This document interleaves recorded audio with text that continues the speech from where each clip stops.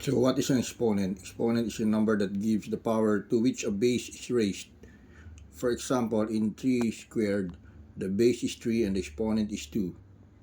Exponent should not be misunderstood as power. Power is a word that is almost never used in its correct original sense anymore. Strictly speaking, if you write 3 squared equals 9, then 3 is the base, 2 is the exponent, and 9 is the power. But almost everyone, including most mathematicians, would say that 3 is the power, and that power and exponent means the same thing. The misuse has probably come from a misunderstanding of statements such as 9 is the second power of 3. The exponential notation states that if a is a real number, variable, or algebraic expression, and n is a positive number, then a to the n is equal to a times a times a times a, where n factors.